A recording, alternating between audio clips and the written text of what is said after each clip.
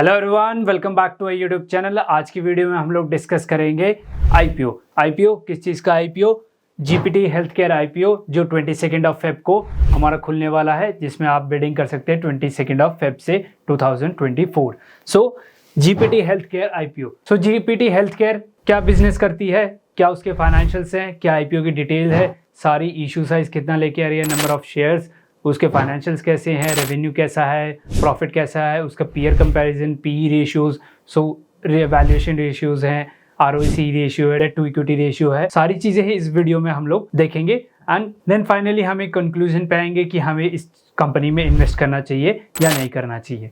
So let's dive into that. अब GPT health care company करती क्या है? सो बिफोर मूविंग फर्दर मैं आप लोगों को इसकी थोड़ी हिस्ट्री बताता हूँ। सो जीपीटी हेल्थ केयर कंपनी सबसे पहले शुरू हुई थी सॉल्ट लेक कोलकाता में। सो सॉल्ट लेक जहाँ पे फुटबॉल का सबसे बड़ा स्टेडियम है, एथलेटिक्स का जो हमारे ट्रैक एंड फील्ड जो गेम्स होते हैं उसका सबसे बड़ा स्टेडियम है। मोर देन 1 लाख लोग वहाँ पे आके मैचेस देख सकते हैं। सो सॉल्ट लेक उस सिटी में ये इन्होंने कंपनी शुरू करी थी सॉल्ट लेक में। कोलकाता में है सॉल्ट लेक इन वेस्ट बंगाल। इन्होंने सबसे पहला हॉस्पिटल अपना सॉल्ट लेक में ही खोला था एंड उसके बाद इवेंचुअली इन्होंने एक और हॉस्पिटल खोला अपना, वो त्रिपुरा में खोला। सो नॉर्थ ईस्टर्न स्टेट में भी, जैसे आप लोगों को पता है, बहुत कम हॉस्पिटल्स है जिनकी ब्रांच नॉर्थ ईस्टर्न में है एंड इस हॉस्पिटल की ब्रांच है नॉर्थ ईस्टर्न स्टेट में भी, त्रिपुरा में भी। सो इस हॉस्पिटल में इस कंपनी की जो कैपेसिटी की बात करें तो 556 बेड्स की कैपेसिटी है दोनों हॉस्पिटल्स को मिला के। एंड थोड़ा और जानते हैं हम कंपनी के बारे में। So operates chain of mid size जो मेडिकल सर्विसेज हैं, डायग्नोसिस सर्विसेज हैं वो, एंड मल्टी स्पेशलिटी है एंड फुल सर्विसेज ये हॉस्पिटल हमारा प्रोवाइड करता है।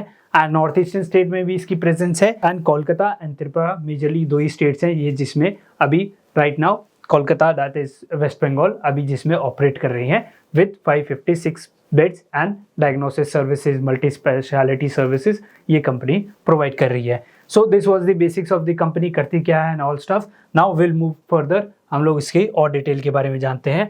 सो अब आईपीओ की डिटेल हम लोग एक बार डिस्कस कर लेते हैं कि कब खुलने वाला है, कब बंद होने वाला है, कब आपको अलॉटमेंट मिलेगी and all stuff, right. So opening date जैसे मैंने आप लोगों को बताया था 22 फेब को ओपनिंग डेट है कंपनी की। इसमें आप 22 फेब से बिडिंग कर सकते हैं एंड जो कि रहेगी 26 फेब तक रहेगी। क्लोजिंग डेट इसकी 26 फेब है एंड टाइमिंग है 5 PM। सो ट्रांजैक्शन थ्रू यूपीआई आप लोग कर सकते हैं, यूपीआई से काफ़ी इजी हो जाएगा। सो यूपीआई आप यूज़ करिएगा एंड 5 PM तक इसकी डेट है।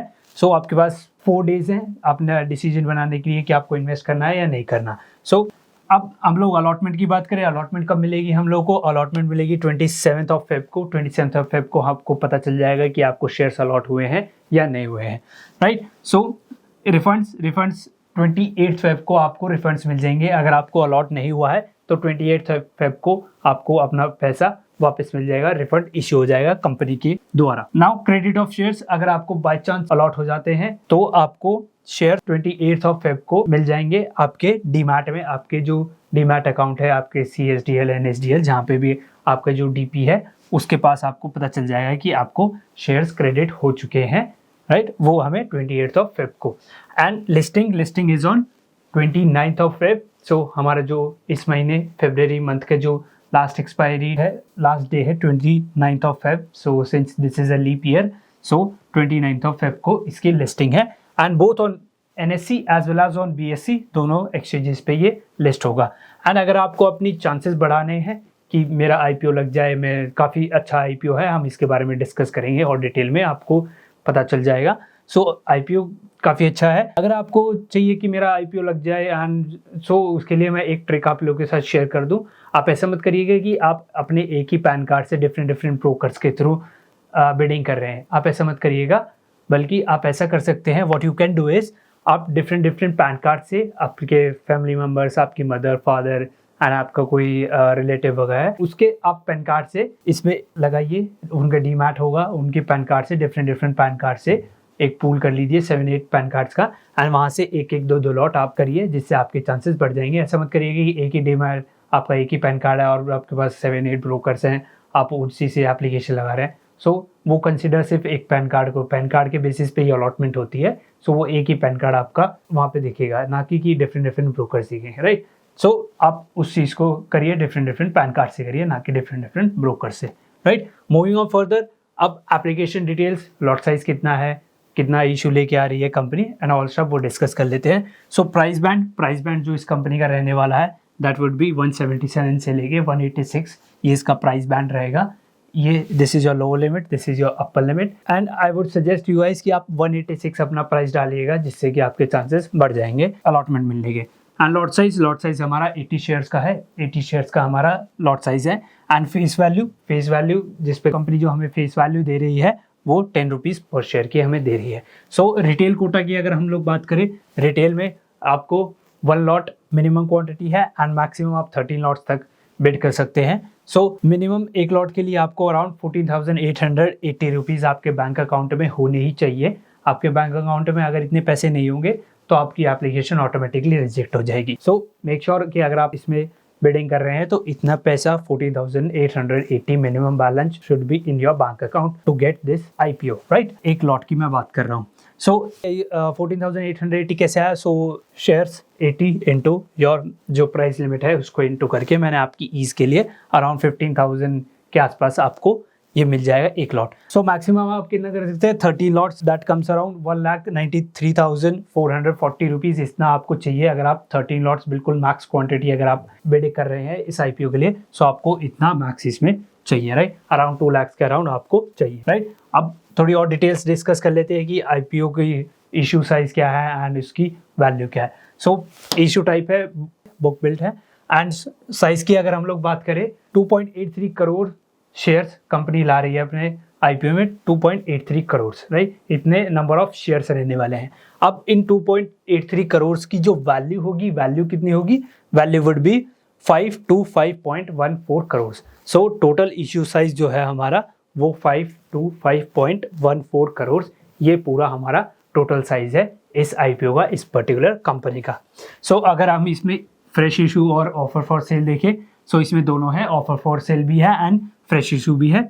So fresh issue is your 22 lakh जो शेयर्स हैं वो फ्रेश इशू है, बिल्कुल 22 लाख शेयर्स की मैं बात कर रहा हूँ, जिनकी वैल्यू कितनी है? 40 करोड़ जिनकी वैल्यू है, 40 crore worth of shares, right. And जो ऑफर फॉर सेल है, offer for cell consist of 2 crore 61 lakh shares हैं, जिनकी वैल्यू जिस पे कंपनी IPO लेके आ रही है वर्थ कितनी है? 485.14 करोड़, ये वर्थ ऑफ शेयर्स है जो ऑफर फॉर सेल कंपनी लेके आ रही है। So consist of both fresh and offer for sale, दोनों चीज़ें कंपनी दे रही है हमें। Now moving on further, purpose of IPO की अगर हम लोग बात करें कि पर्पस क्या है कंपनी का, सो पर्पस ऑफ IPO है repayment of operating services borrowings. So borrowings को इन लोगों को रिपेमेंट करनी है, पेमेंट करनी है and general corporate purpose, general corporate expense वगैरह। जैसे मैंने आपको पहले भी बताया था कि यही 2 मेन पर्पस होते हैं कंपनी के जब वो IPO लेके आती है, या तो उन्हें कोई रिपेमेंट करनी है या कोई जनरल कॉर्पोरेट एक्सपेंस है। नाउ मूविंग फर्दर, अगर हम GMP की बात करें तो GMP is not yet updated. I search a lot, लेकिन इसका GMP अभी तक कोई अपडेटेड नहीं आया, कोई अपडेट नहीं आया GMP के regarding till 20th Feb। And आप लोग हमें गूगल पे जाके करिए या कोई ऐप वगैरह, कोई ब्रोकर वगैरह, उस पर आप एक बार चेक करिएगा regarding the GMP। Now moving on further, हम इसके जो की परफॉर्मेंस इंडिकेटर्स हैं उनके बारे में बात कर लेते हैं। सो ROE, रिटर्न ऑन इक्विटी 23.59%, ये ROE दे रहा है, रिटर्न ऑन इक्विटी हमारा 23.59% दे रहा है। And debt to equity ratio that is 0.39। अगर debt to equity ratio is lower than 1 then it is consider to be the best और रिलेटिवली गुड। सो 0.39 है, that is okay, pretty much okay. And health care का business है, so it is kind of capital intensive, so 0.3 debt to equity is well and good. So price to book value is 9.06 इसकी price to book value है। EPS is और 4.88, EPS stands for earning per share, कितनी earning दे रही है पर share, that is 4.88, right. And PE ratio की अगर हम लोग बात करें, सो PE रेशियो इज 38.1 इसका PE रेशियो करंटली मार्केट में ट्रेड कर रहा है।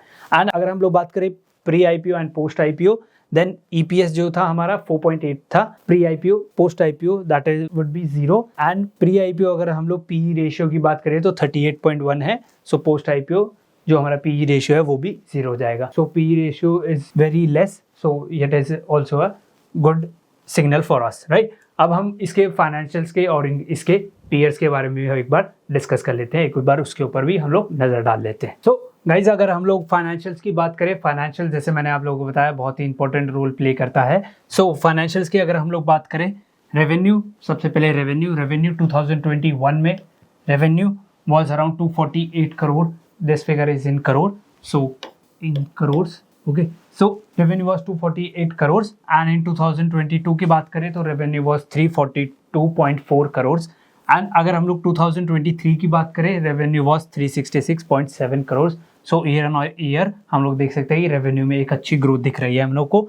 Then we have expense is 219 crores. So 2021 में expense was 219 crores and 2022 में यह हमारा जो एक्सपेंस था that was 288 crores and in 2023 the expense was 310 crores and अगर हम लोग अब बात करें कि PAT stands for profit after tax. so हमारा जो profit after tax था 2021 की अगर हम लोग बात करें तो 21.09 crores था and 2022 की बात करें तो 41.6 करोड़ हमारा प्रॉफिट आफ्टर टैक्स था इन 2022. सो 2023 की अगर हम लोग बात करें so profit was 39 crore. So year on year हम लोग देख पा रहे हैं कि इसमें भी रिलेटिवली अच्छी ग्रोथ है. Now coming to the peer comparison और उनकी पी रेशियोज को हम लोग एक बार देख लेते हैं कि क्या क्या कौन कौन इनके पीयर्स हैं एंड क्या क्या उनकी पी रेशियोज हैं. सो गाइज, अगर हम लोग इसके पीयर्स की बात करें सो पीयर्स सबसे पहले है ग्लोबल हेल्थ केयर लिमिटेड जिसका पी चल रहा है 90.29. सो जो हमारा जीपीटी हेल्थ केयर है उसका रिलेटिवली बहुत कम चल रहा है इससे. And Jupiter Lifeline Hospitals 81.73 as of now. अभी ये इस पी के साथ ये कंपनी ट्रेड कर रही है. And the third one is Krishna institute of medical sciences. इस कंपनी का जो पी है दैट इज 49.51 के साथ ये कंपनी अभी रिसेंटली ट्रेड कर रही है. सो नाउ अगर हम बात करें कि कंपनी ओवरऑल कैसी है, so overall company is good and relatively अपने पीयर से अच्छा परफॉर्म कर रही है एंड प्रॉफिटेबल भी है. Now coming to the conclusion कि अगर आप लोगों को अब इन्वेस्ट करना चाहिए या नहीं करना चाहिए. सो डेफिनेटली मैं तो पर्सनली इसमें इन्वेस्ट कर रहा हूँ डेफिनेटली. एंड अगर देखते हैं अगर मेरे को अलॉट होता है then it will be well and good. अगर नहीं होता है देन अगर मेरे को मार्केट में अच्छी अपॉर्चुनिटी या अच्छे डिमांड सप्लाई कॉन्सेप्ट पे या अच्छे प्राइस पे अगर मेरे को ये कंपनी मिलती है then definitely I'll be buying this specific. Okay, so if you guys are investing or not, just do let me know in the comment section. And I hope you like this video और ये analysis आपको पसंद आई होगी. If you do, hit the like button, share this video and subscribe to our YouTube channel. See you guys in the next video. Till then, goodbye.